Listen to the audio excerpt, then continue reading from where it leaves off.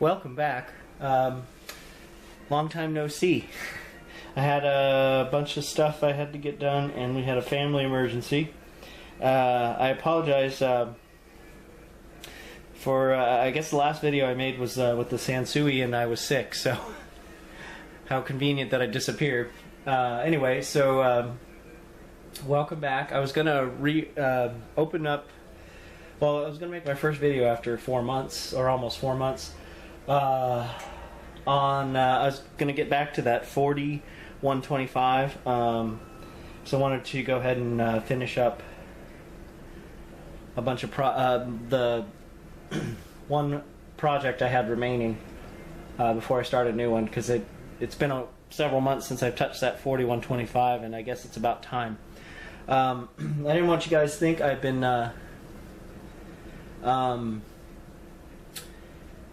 letting grass grow under my feet. Let's see, in the time that I wasn't doing any videos, I did manage to recap, or partially, or mostly recap, the amplifier, and I swapped out a couple of the caps from the preamplifier. But most of what they used in there was pretty much good stuff at the time, and since engineers tend to know a little more about design than I did, I didn't really mess with too much. But what I'll do is I'll go ahead and show you. So hold on as we swing around. Alright. So, of course my lamp is in the way. So there's the amplifier right there. I've been playing with, let's see, let me turn that, there we go. I've been playing with the tubes, changing them out on the amplifier as well. Right now what I've got in there is a couple of, four 6A7s from JJ Electronics. I'm sorry, I said 6A7 and I meant KT77, which is a swap out for the EL34. KT77 was originally designed for audio file, or audio, higher end audio, whereas the EL34 was kind of a, generic audio tube, although it sounds great and everything. But anyway, I am kind of tossing the idea around of getting some new old stock 6CA7s, but it's going to be about $400, and that's a lot of money. But anyway, so I've been swapping out the inverter tubes, which you can see one of right there. This particular design uses a 6GH8A. This is one of the hundreds of different modern reissues of the Dynaco 70. So instead of 7199s, which are very rare these days, it uses a 6GH8, which is a horizontal oscillator tube for televisions. And from 1963 till, I guess, the demise of the tube televisions, when everything went completely solid state. Well, 99% solid state, considering I guess we still used picture tubes, which were tubes up until the early to mid 2000s. But anyway, I'm getting off topic. So I've been swapping around with the 6GH8s, different brands.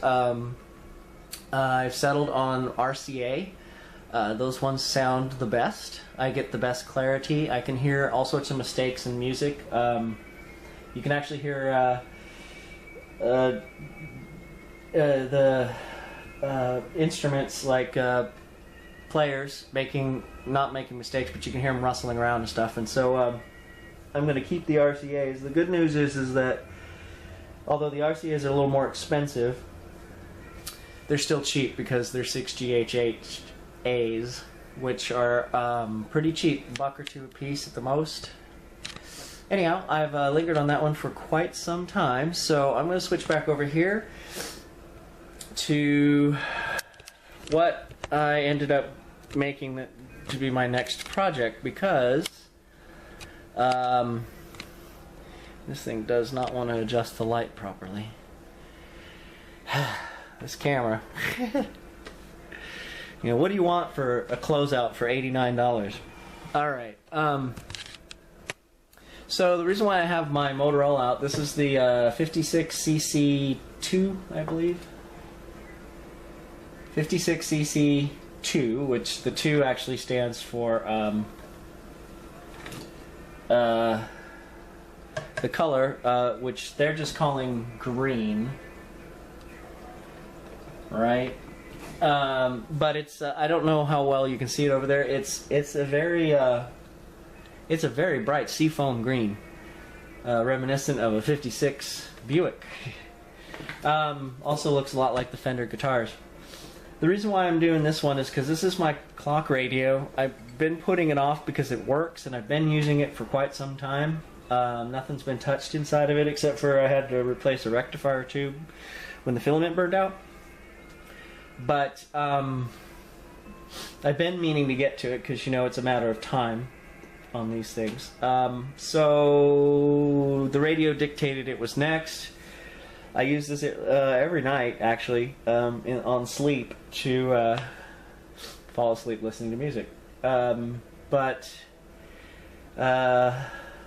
last week, I had turned it on sleep and laid down and woke up about 46 minutes later when the smoke alarm went off. So there's a good argument there for not leaving radios unattended or falling asleep with them on.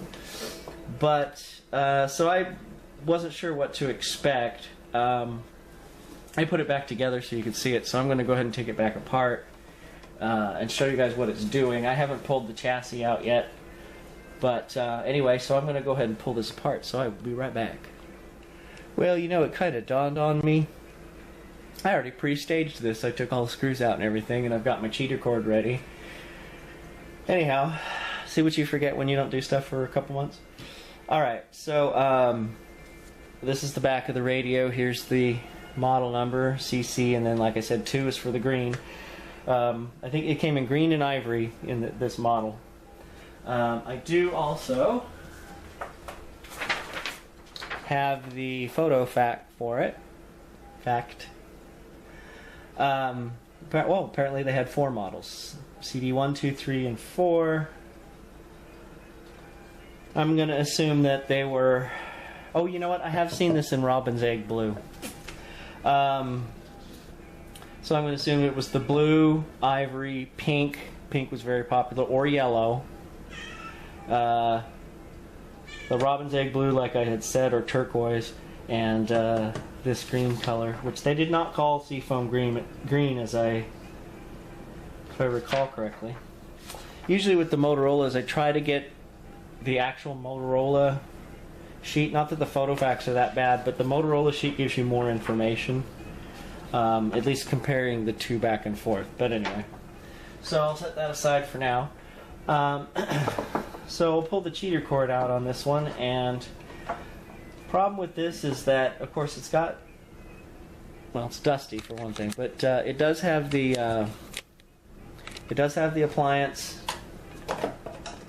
plug in it, which actually does, you can unplug it, but the one thing you can't unplug are the antenna leads, so I'm going to have to desolder those before I take it out. But it is kind of dirty in here, and as you can see from the preliminary look, it doesn't look like it caught on fire, and no, it did not. What happened was, and I've blown them out since then, is there was a blanket of dust bunnies in there, and whatever has gone on, this thing got hot as blazes. And thankfully it's a urea case, because if this was plastic it would have been quite melted, because the case was so hot I couldn't touch it. Anyway, so what the burning was the dust bunnies. The dust was starting to get very brown around the tubes. So I'm going to go ahead and pull this apart, or take these leads out, and we'll take a look. And I'll show you what I see, and Well, anyway, I'll get to that in just a second. So I shall return. Okay, well, I'm back, and this is going to be a little bit interesting. I was poking around in here to see how this board comes out. There's a screw on one side that I can access from here. But I'm just noticing there's a screw on the other side that has to be accessed from... Oh, maybe that's what that is. Oh, I hope so. Let's find out real quick. So otherwise it's going to make me sad. Alright, as I stick my head in the frame there.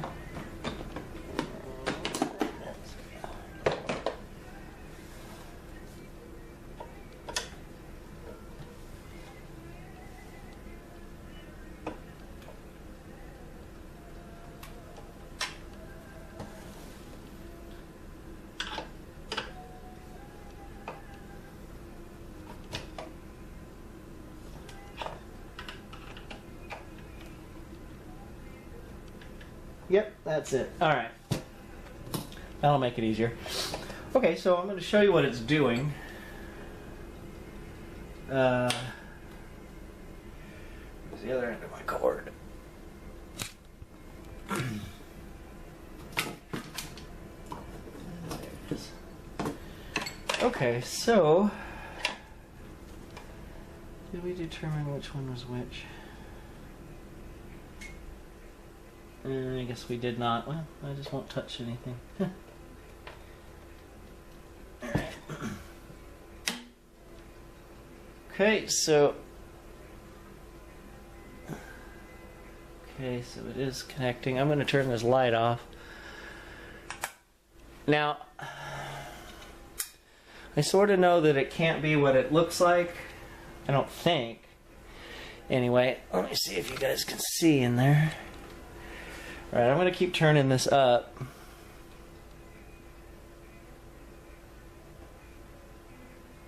Till these tubes start to glow.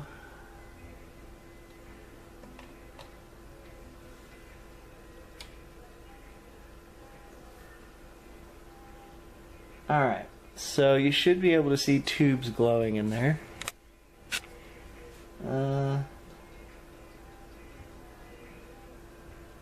So this is the rectifier, by the way. Alright, I can hear it now, it's humming. So it's not using very much current. Well, you know, 0.02, but you can hear, or you should be able to hear. Now, do you see how bright that tube is glowing? That's at 90 volts. If I turn this up to 120, that filament gets almost light bulb bright. Here I am now at 100. So, something's going wrong with the filament voltage, and the thing is that the 12BA6, which you can't really see here because it's dark, the filament isn't lighting up on it. Now this is a series set, I think. Here's the BA6. Oh, it's all blurry, that's why you can't. There it is. So this is the BA6, right where I'm pointing, and I'm just going to take the light off. It's the only one that's not glowing.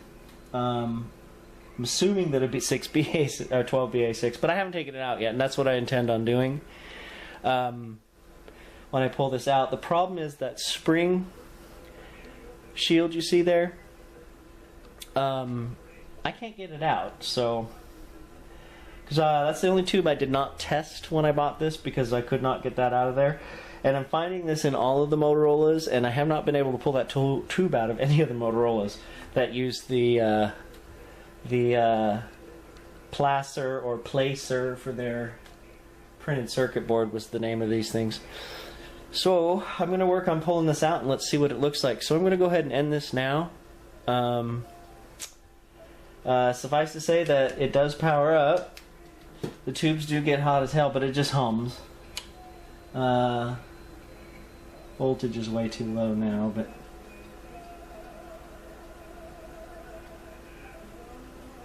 Alright, here we go. So it just sits there and hums. No volume, no nothing. So, yeah, so let's pull it out and let's take a look and see what it is. Thanks for watching, and I guess we'll hopefully find out what it is in the next video. Thanks. Take care.